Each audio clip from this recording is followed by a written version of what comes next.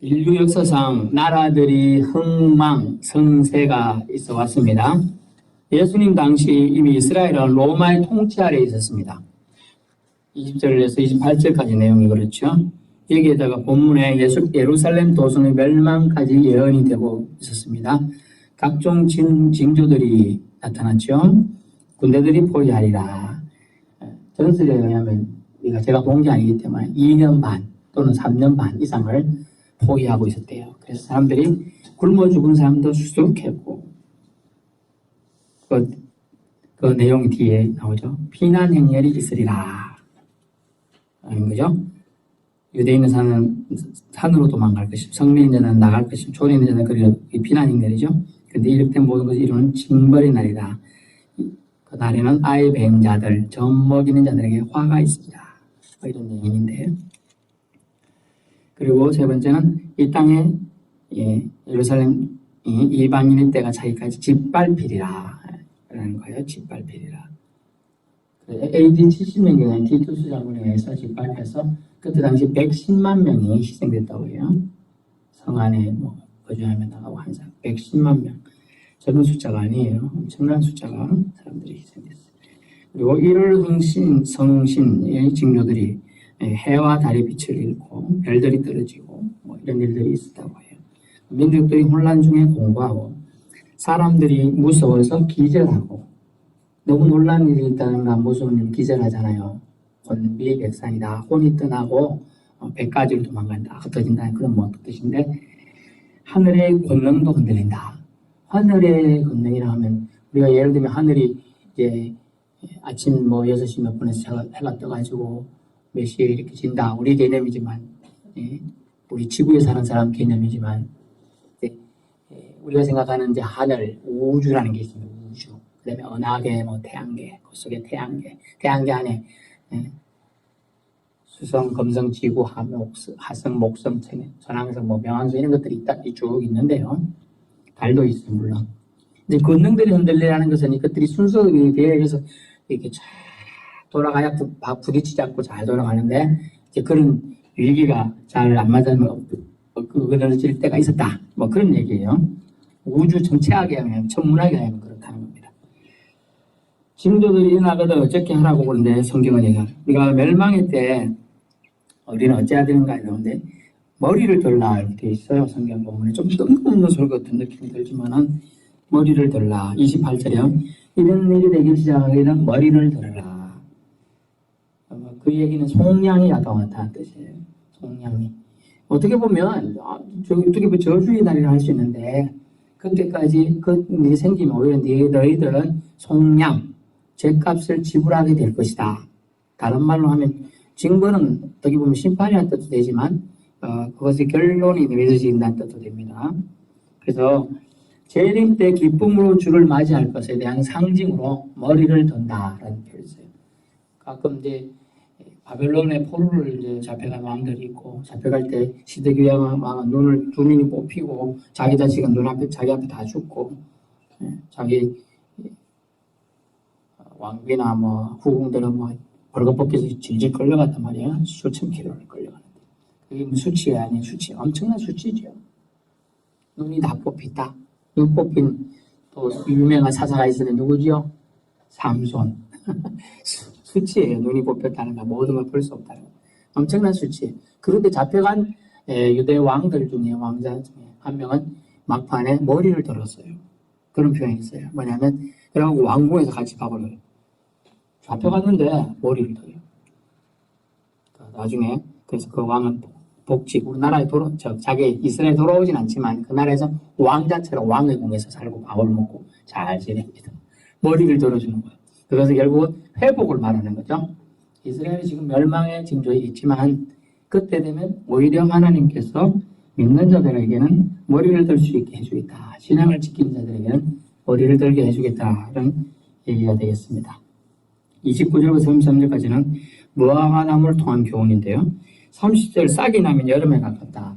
저는 무화과를 안 키워봐서 잘 모르겠지만, 여름이 되면 저는 이제 포도집 가수 아들이다 보니, 포도나무가 이제 대충 이제 어느 시점에 이제 순이 트는지, 싹이 나무가 굵어지는지, 열매가 조그만한 것부터 시작해서 이제 커지는 걸 봤으니까 대충 짐작할 수 있어요. 아, 이 때문에 며칠이구나 이제 다 아는 것처럼.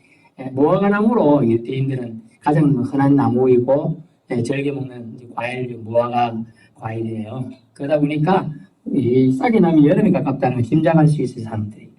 근데 이제 시기적으로 31절에 보니까 그것을 통한 자연의 시기를 짐작할 수 있잖아요. 자연의 시기. 우리가 이제 뭐 입추 지나고 이러면 아이고 이제 더워봤자 금방이지 이러더니 금방 시원해졌잖아요. 하나님 법칙에 우리가 순응하며 살면 어떻게 거역하지 않고 순응하고 사는 것이 더 복인 거예요. 하나님 나라 가까이 온 줄을 알게 되는 것은 자연의 시기를 통해서 짐작할 수 있듯이 이 세대가 가기 전에 여기서 말하는 이 세대는 로마 시대를 이제 제약할 수가 있습니다. 로마 시대 부분을 한정적으로 말할 수 있어요. 가고 나서 로마 시대는 끝났죠. 로마가 기독교인을 박해하고 이스라엘을 박해했지만 로마는 없어졌어요. 그러나 기독교인은 어때요? 전 세계에 지금 24억 몇천만 명 있잖아요. 퍼져나간 거예요. 또 이스라엘도 회복이 되었죠. 물론 이제 로마도 다시 이탈리아 나라로 나중에 세워지고 바티칸 제국이라고 해서 로마에 있습니다. 이게는 모든 일이 이 시대가 가기 전에 이루어지라. 그때 뭐 결국은 이루어지고 로마는 멸망하고 AD 313년경인가요? 그때 이제 콘스탄티누스 제에 의해서 황제에 의해서 기독교가 공인이 돼요. 국교로 공인이 됩니다. 누구나 믿을 수 있다. 이렇게 옛날에 탄압받은 것이 그렇게 선포가 되는 것이죠. 그런 것에 대한 예언이 지금 누가 합니까? 예수님이 다 예언하고 있는 거예요. 33절에 천지는 없어지겠으나 내 말은 없어지지 않으리라 말씀했잖아요. 세대가 지나가기 전에 또 이런 일이 일어나지만 천지가 뭡니까? 우리가 걔는 발을 딛고 있는 것을 땅이라 하고 쳐다보고 있는 것을 하늘이라 하는데 우리 숨을 쉴 수 있는 공간 뭐 과학적으로 얘기하면 성층권인지 뭐 이런 건이 있어요. 지구로 땅으로부터 100m 올라가면 어디고 뭐 100m 올라가면 무슨 건 있어요. 그런 건들이 있는데 그런 개념으로 이제 좀 우리가 아직 심오하긴 하지 않더라도 천지가 우리가 생각하는 그런 천지는 없어질 수 있다는 거예요. 이론적으로. 하지만 말씀은 주님의 말씀은 사라지지 않는다. 그래서 우리가 신앙에는 히브리서에 보면 이런 히브리서 기자는 이렇게 표현하겠습니다. 나타나 보이는 것은 보이는 것에 의해 지어진 것이 아니니라 라는 말이 있어요. 보이는 것은 보이지 않는 것에 의해 지어졌다는 거예요. 우리가 하나님을 봤습니까? 저도 직접 본 적은 없어요. 모세도 직접 보지 못하고 던판만 봤다 그랬어요. 아브라함도 소리만 들었지 직접 본 건 아니에요. 우리가 하나님을 직접 보지 않았어요. 그렇지만 하나님 온 우주 만물을 만드시고 그 말씀하신 바를 다 이루고 있잖아요. 보이는 형상, 물질은요 사라지고 또 사라질 수밖에 없는 한계가 있습니다. 하지만 말씀은 보이지 않지만 없어지지 않는다는 거예요. 이것이 진리예요. 이걸 누가 말했습니까? 예수님이 말씀하신 거예요. 그러면서 자세히 들어보면 요한복음을 여러분이 좀 깊게 영적으로 읽어보신 분이 있을지 모르겠습니다. 읽어보면 말씀이 요한복음에서는 누구라고 가르치고 있습니까? 예수님 자신을 말하고 있는 거예요. 결국은 세상 없어도 예수님, 성자 하나님은 없어지는 분이 아니라는 거예요. 아니 죽었어, 부활했어. 그럼 하늘 보좌 있는데 뭐 없는 거 없어. 우리 개념으로 이해가 안 되고 뭐 없어진 게 아니냐 이렇게 생각하지. 부활한 건 받는 제자들과 일시에 500의 형제가 부활하고 성전하시는 거 봤어요. 다 이렇게 그때 당시에 그 산에서 올라가는 거예요.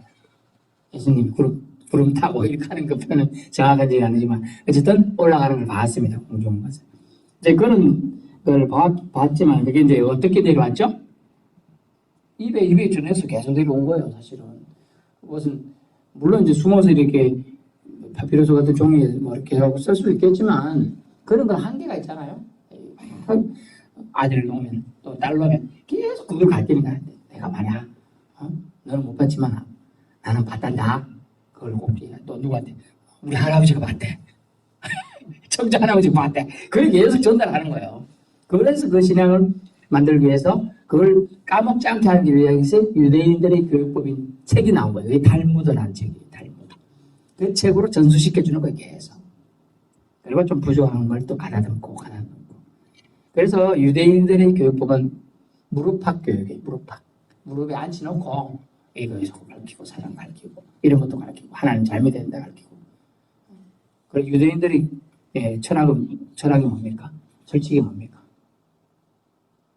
아이에게 생존법을 가르치는 거예요. 물고기 잡으시면 먹으면 땡이야. 물고기 잡는 법을 가르치는 거예요. 유대인의 교육법은요. 물고기 잡는 법을 가르치면 네가 유사시 가서 잡으면 되는 거예요. 그걸 가르치는 거예요.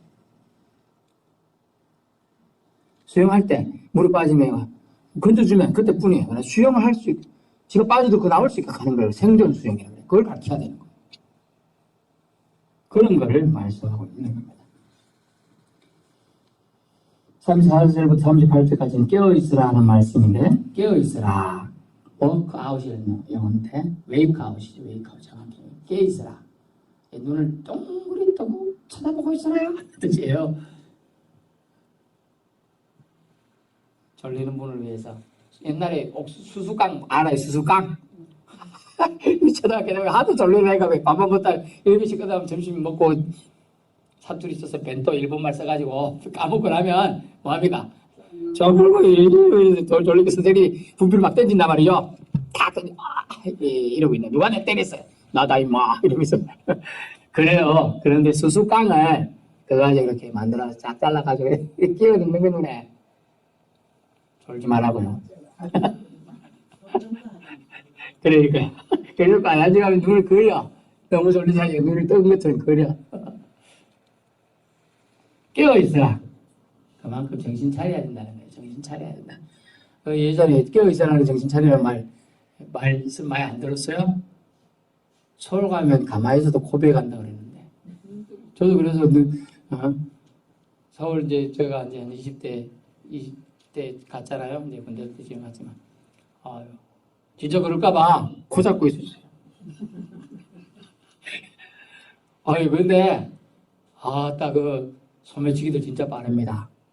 언제 가방 다 털고 갑니다. 면도칼 가지고 싹 그냥 가방 씩씩 그리면서 싹싹 빼갑니다.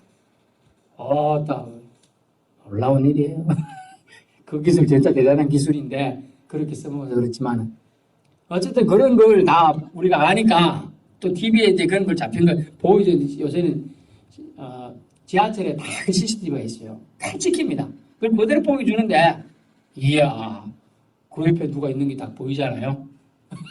그러면 섬뜩합니다. 깨어있어야 돼요. 안 그러면 가만히 있다가 그냥 뭐 다 가져가도 몰라요. 지하철에 보면 마지막 막차 타는 사람들 보면 다 어떡합니까? 힘들게 탔던 사람이든지 졸든지 탔든지 둘 중에 하나거든요. 술 먹고 대부분 타면 이제 안심 놓고 그냥 잡니다. 가방은 옆에 두겠죠?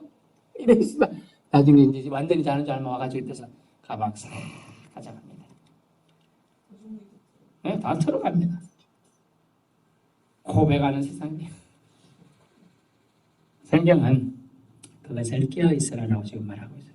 그 깨어있으라는 다른 말은 스스로 조심하여라. 응? 네가 조심해. 깨어있으라면 어떻게 되죠? 술 취하면 안 되겠죠? 그 얘기 지금 하고자 하는 거예요. 깨어있기 위해서는 방탕해서는 안 돼. 다른 것에 정신이 팔리면 지금 술하면 이렇게 있거든요. 막 얘기한다고 수다 뜬다고 막 있어. 특히 어디서? 이제 재래시장 같은 데 가면 재래시장에서 이제 사람들이 흥정을 하잖아요. 아니 공장 사람들인데 100원만 깎아줘. 이렇게 막 하다 보면 뒤에서 지가 다 털고 갖고 있는데 100원짜리 깎고 있어 지금. 리얼하게 그 TV 다 나오니까 그게 찍혀가지고 정신 팔리면 안 된다는 뜻이 방탕이나 말아. 방탕. 자기가 놓았다는 뜻인데 놓을 방자야. 마음을 놔버렸어. 방탕이라는 거죠. 방탕, 술 취함, 생활의 염려로 결국 우리는 깨어있지 못하게 된다는 거예요. 마음을 둔하게 한다. 그것들이 덫과 본문에 보면 덫이라고 하는 트랩 한다는데 심판의 날이 올 것이다. 34절 보세요. 34절. 예루살렘 멸망의 날 심판의 전형으로 그런 일이 있을 거를 지금 얘기해 주고 있는 겁니다. 34절 보시면 너희는 스스로 조심하라. 그렇지 않으면 방탕함, 술 취함, 생활의 염려로 마음이 둔하여지고 이런 것들 때문에 마음이 둔해진다는 거예요. 깨어있을 수 없도록 둔탁해져요. 자, 건투 선수 등장했습니다. 전면 쌩쌩해. 잘 피해. 저를 보셔야 재밌어. 이러다가 쫙쫙 한 대 맞고 두 대 맞고 세 대 맞고 멍이더라. 아이고 많이 맞았어요. 이건 부었잖아요. 이제 더 맞으면 이제 둔해져가지고 아픈 줄 잘 몰라. 안 그럴 것 같아요? 하도 많이 맞아 이게 맛이 갔는데 그걸 이제 처음에는 맞으니까 아파. 그래서 피하는데 나중에 너무 맞은 게 막 지금 방탕이라는 놈한테 한 대 맞고 생활 염려로 맞고 또 술 취함으로 맞아가지고 둔해진 거예요. 지금 이렇게 둥둥 부가지고 사람이 믿는 신자가 믿음이 생활의 염려로 한 대 맞고 하나님보다 다른 것도 우선시하고 술 취함으로 맞고 술 취하자마자 뭐 술 먹었다 그 뜻으로 해석할 수도 있습니다만 다른 것에 너무 취해버린다는 뜻이 하나님보다 더 다른 것을 사랑해서 그럼 취해버리면 그렇게 된다는 거예요. 둔해져요. 사람이. 둔해지면 뭐가 하기 싫어요? 움직이기 싫잖아요. 아니 정신 차리고 좀 보초를 서야 되는데 눈이 힘이 안 들어가. 둔해지면 일단 눈이 자꾸 천근만근. 세상에 제일 무거운 게 뭐라고요? 눈꺼풀이 제일 무겁대요. 그냥 막 그냥 이렇게 자는 거예요. 뜻밖의 잘 보세요. 뜻밖의 예상했으면 사람이 이걸 준비하잖아요. 근데 뜻밖의 준비 안 했을 때 그날이 함정같이 너에게 이 말이라는 거예요. 함정, 뜻, 구덩이, 인형덩이 것처럼 본다. 35절 심판의 날은 지구상 모든 자에게 임한다고 되어 있어요. 예외가 없습니다. 이날은 온 지구상에 가는 모든 사람이 이 말이다. 그런데 36절 이러므로 너희는 장차 올 이 모든 일을 그런데 좀 말이 좀 안 맞는 것 같은데 잘 보세요. 모든 사람에게 심판이 임하는데 장차 올 이 모든 일을 근데 너희는 너무 어쩌죠? 피하고 인자 앞에 서도록 항상 기도하며 껴있어라. 피할 수 있다는 거예요? 없다는 거예요? 심판의 날은 반드시 있고 피할 수는 없을 것 같은데 인자 앞에 서도록 항상 기도하며 깨어있는 사람은 항상 기도하며 깨어있는 사람은 피할 수 있다는 거예요. 저는 목사님 그래도 하루에 한 번씩은 그래도 꼭 기도하는데요. 안 하는 것보다 좋습니다. 그런데 성경에 보니까 항상이라 해놨잖아. 항상 다른 말은 뭡니까? 무시로 하는 무시로 늘 뜻이 늘 기도하는 거. 중세시대의 수도원 원장을 했던 로렌스 형제라는 사람이 있어요. 자기는 5분 정도만 하나님과 기도나 대화를 하지 않으면 너무나 마음이 찔린대요. 그렇게 얼마나 기도 생활을 많이 했어요. 그 사람이 지금은 제가 수도원 원장까지 했지만은 제일 처음 들어간 게 사람들이 몰라보고 당신도 수도하러 가는 줄 알고 못 시켰다 그랬어요. 우리 수도원에서 제일 밑에 늦게 들어온 사람은 저기 주방 가서 설거지 하는 거야. 그래가지고 설거지 시켜 들어갔어요. 수도 원장으로 왔는데 사실 부임해도 가지. 오늘날 따르면 면장으로 왔어. 근데 면석이가 저 밑에 있는 사람이 아이고 당신 늦게 왔는데 야, 이거 나이 먹고 왔네. 제가 가서 밖에 청소하고 쓰레기 치우고 해. 막 이런 게 시킨 거예요 지금. 근데 이 사람 얼마나 온유하고 하나님 사람인지 알겠습니다 하고 가서 와갖고 수개월이 지나도 수도원 원장이 안 와. 사람들이 이거 온다고 했던 사람이 왜 안 오지 계속 그러고 있어. 그래가지고 다시 공문을 보내서 원장님 온다는데 아직 안 하는데요? 그럴 리가. 간다면서 6, 7개월 지나서 이제 진짜 파송한 데서 온 거예요. 바티칸 거기서. 아이고 원장님이 이제 와 계십니까? 아니 저 요거니까 이거 시키더라고요. 그래서 그것들 누가 이끌어도 잘 굴러가는 게 제대로 그 조직이에요. 여기에 목사님이 많이 좋다 해도 교회가 잘 돌아가야지 바른 교회인 거예요. 아유, 목사님이 있어야 돌아가죠. 아닙니다. 원칙은 교회의 구성원은 누굽니까? 교회의 주인은 교회 성도들이에요. 목사님이 없다고 해도 잘 굴러가야 돼. 원래 그런 거야. 근데 한국 교회는 말씀 중심이 너무 강조되다 보니까 말씀 전하는 사람 없으면 교회가 안 되는 것처럼 말하고 있어요. 그리고 그 사람에 대한 의존도가 너무 크기 때문에 그 사람 말이 신이 돼버려 나중에. 그러면 안 돼요. 항상 여러분은 말씀의 기준에 비춰서 저 목사가 똑바로 말하는지 알지 항상 쳐다봐야 돼. 잘못했으면 아유, 목사님 오늘 착각했나 보다. 이렇게 이해하셔야 돼요. 아이고, 저 목사님 틀리네. 이렇게 하면 제가 기분 조금 안 좋은 게 저 가고 나서 이제 그런 소리 해야 돼. 아, 오늘 실수하셨구나. 이렇게 이해하시고 기도도 해줘야겠다. 이렇게 하셔야 돼요. 그래야 제가 성장이 하고 또 여러분도 제가 또 연구도 하고 해서 여러분에게 제대로 전달할 수 있는 겁니다. 아시죠? 예, 그래서 그 다음에 항상 기도하고 깨어 있어야 된다. 이게 조건이 충만이 되면 모두 다 지구의 종말이 와도 피할 수 있다는 겁니다. 이 희망이 말이에요. 저는 이제 가만히 생각해 봤어요. 성경을 좀 깊게 안 받을 때는 진짜 하늘에서 불이란 유황이 떨어지면 어떻게 피하지? 진짜 고민이 됩니다. 달리기 그렇다고 옛날 같으면 잘해서 막 피하면 되잖아. 막 피할 수 있을까요, 이제? 여러분 한 20분만 뛰보세요. 절대 못 피합니다. 걷는 것도 힘든데 제가 산악 달리기 잘해가지고 군대에서 9박 10일 휴가가 나왔어요. 사단 몇천 명에서 달리기를 해가지고 제가 빠리빠리하게 생겼잖아요. 그때 눈이 더 크고 막 부리부리했거든. 막 뛰댕기는. 그런데 이제 50 넘어가지고 이 야산만 좀 올라가도 저도 자연 숨이 그러면서 뭐라 하죠. 아이고, 이것도 못 올라가네. 이래 되는 거예요.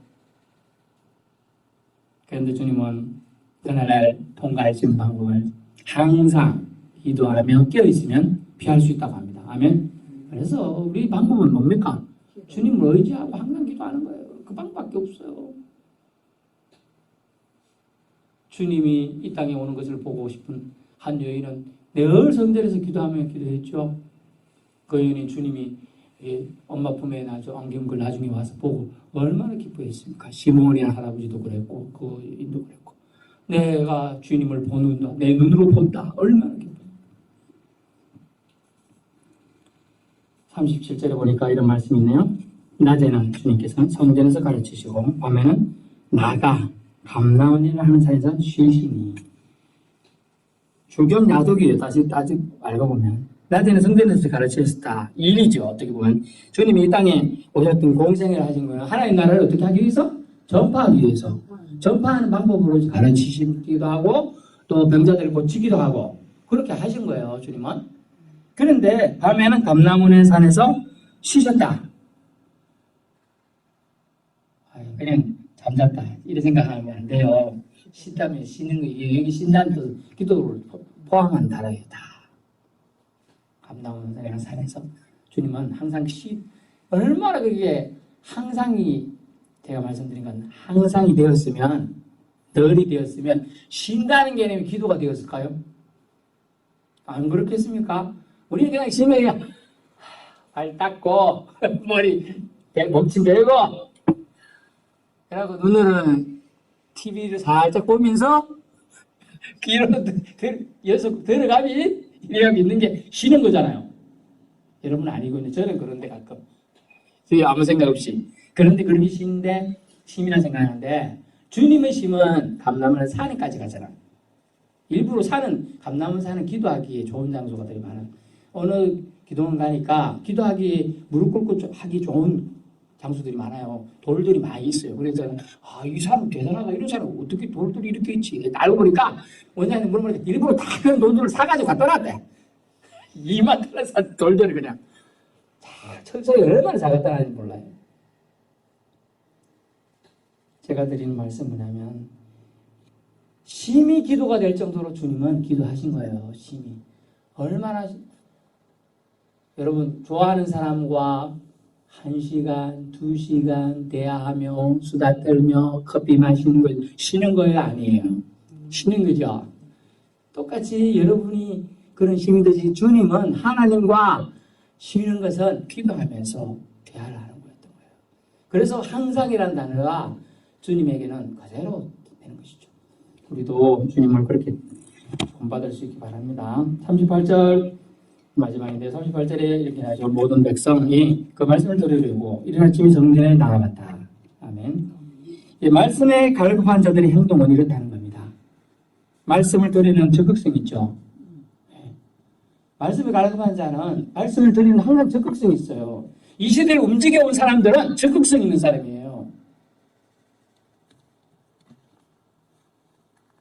제일 안 좋은 사람 뭐 하려면 안 돼, 하지 마. 이게 제일 안 되잖아. 두 번째 사람 뭐 하든가 말든가. 두 번째. 세 번째는 무조건 합시다. 이게 교회가요 긍정적으로 성장하며 교회가 부흥하기 위해서 가장 좋은 사람은 바로 제일 마지막에 한 사람이에요. 합시다. 어떤 걸 한번 해봅시다. 이런 거예요. 만약 예를 들면 찌짐을 굽어봅시다. 그러면 찌짐 굽는 거죠. 누구라도 맛있게 먹잖아요. 그게 적극성이 있는데 비 오는데 찌짐 굽어? 그건 우리 풍속이 좋긴 하지 마. 누가 먹다고 지난번에 두껍게 끓다고 싫다 하잖아. 굽지 말라니까. 이렇게 말하면 굽게 시켰어요. 안 굽게 시켰어요. 안 굽고 싶어. 무슨 말씀이냐 하면 들으는 적극성이 말씀에 들으는 사람이 모든 백성이라는 반을 보세요. 모든 백성들이. 예수님을 따라다니는 사람이 한두 명입니까? 수백 명이 따라다니는지 수천 명이 따라다니는지 보통 그 정도 따라다니는데 그 사람들이 들으는 적극성이 있어 언제 왔다고요? 이른 아침에 찾아갔다는 거예요. 이른 아침에. 여러분 어떤 적극성을 가지고 세상을 살겠습니까? 아유 목사님 이제 제가 노년이라 좀 하기가 그렇습니다. 좀 빼주세요. 매년 보통 교회들은 매년 연말만 되면 와가지고 목사님한테 그런다. 아주 이런 좀 저한테 가끔 전화가 와서 그래서 아이고 집사님 또는 장로님 그냥 순종을 하세요. 옛날 교회잖아요. 서울에 있던 그 교회들 저한테 연락 와가지고 해야 됩니까? 말아야 됩니까? 뭐라고 합니까 저는? 그냥 하세요. 무조건.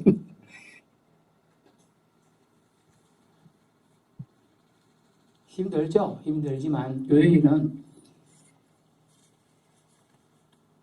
10% 정도의 10%의 사람들이 교회를 움직입니다.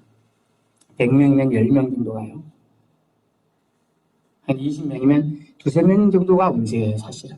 일을 해요. 다른 사람은 그냥 다니죠. 그러면 안 돼요. 적극성이 예수님의 12명 물론 한 명은 실족했지만은 자 10명이라고 기준해도 예수님은 90% 성공한 거예요. 제자들 잘 양육한 거예요. 사실은 알고 보면. 물론 막 예수님 죽을 때 십자가 못 발 때 다 도망갔죠. 다 배신했어요. 하지만 나중에 다 회개하고 돌아왔잖아요. 한 명만 빼놓고. 적극성이 있는 사람에 의해서 교회는 움직여지고 또 어느 가정이든지 어느 사회든지 나라도 움직이게 돼 있어요. 그러므로 우리가 생각해 볼 건 아주 중요한 거죠.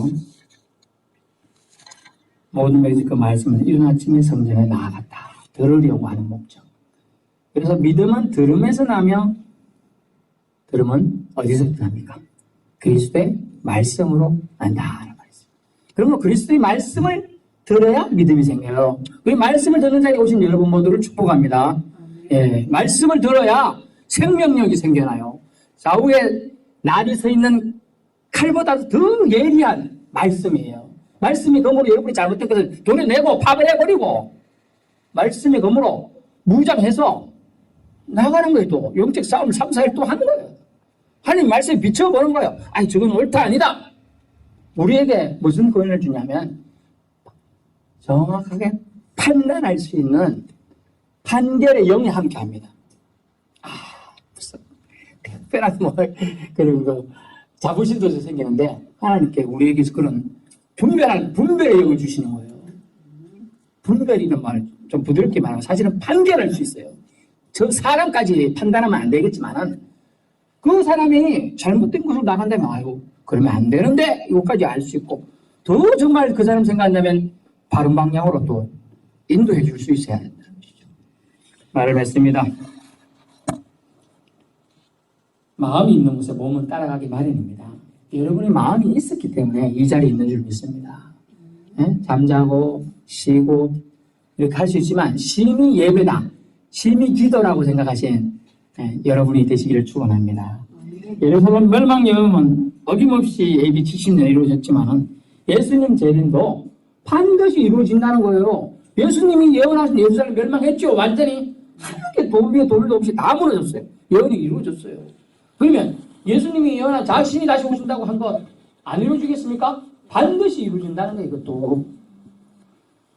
그러면 그것에 대한 대비책이 있어야 돼요. 대비책은 오직 항상 오늘 본문에 기도하고 깨어 있어야 한다는 것입니다. 이는 말씀을 향한 사랑이 식지 않아야 가능한 거겠죠. 말씀을 향한 사랑이 식어버리면 항상 떠문떠문이 돼버려요. 우리가 매일 기도 안 하면 좀 이상한 이런 게 해서 3일에도 이틀 안 해도 아무 일이 없다. 이렇게 나중에는 아예 안 해도 아예가 아무 일 없네. 이제 교회 안 해도 한 주 빠져 괜찮은데? 2주 할까? 이래 돼버리는 거죠.